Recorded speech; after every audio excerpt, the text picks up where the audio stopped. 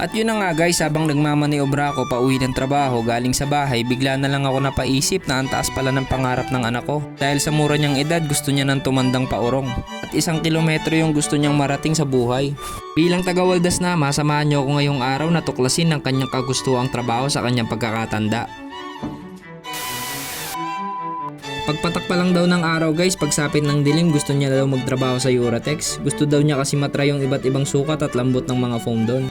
Pangarap niya rin pala magtrabaho sa harap ng computer at maupo ng 48 hours sa loob ng 24 oras. Sa mga hindi pala nagtatanong guys, for your information, FYI, ayaw niya pala magtrabaho sa makalat na lugar. Nangangati raw kasi siya, saka naiirita. Kaya naman bago siya magtrabaho, pagkatapos siya magkalat, linis muna daw siya.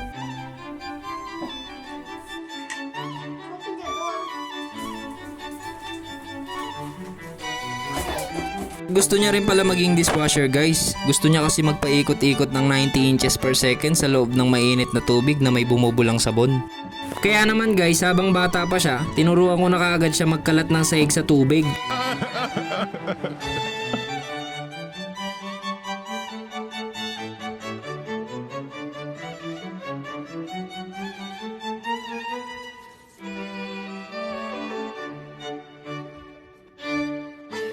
Expert din pala siya sa lola niya guys. Mahilig kasi siya magtalokbong pag nasigaw na lola niya sa umaga tapos di pa rin siya natutulog sa gabi. Kaya naisipan niya na rin mag housekeeping.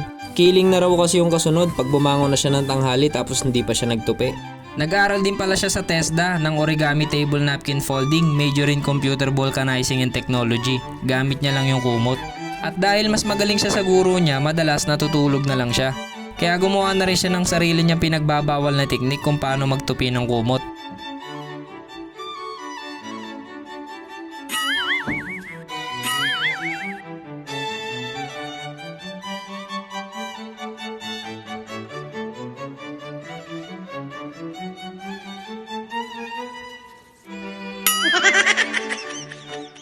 You're tired?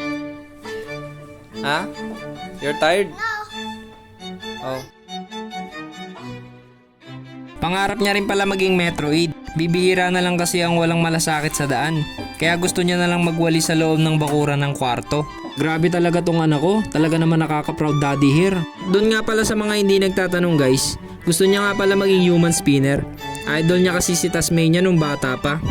Talaga naman nakakataba ng bagang dahil nasayang na naman namin ang 181.1 seconds ng buhay nyo. Kalimutan nyo na rin pala na magpindutin yung like and share button para naman updated kayo sa mga walang kwentang videos.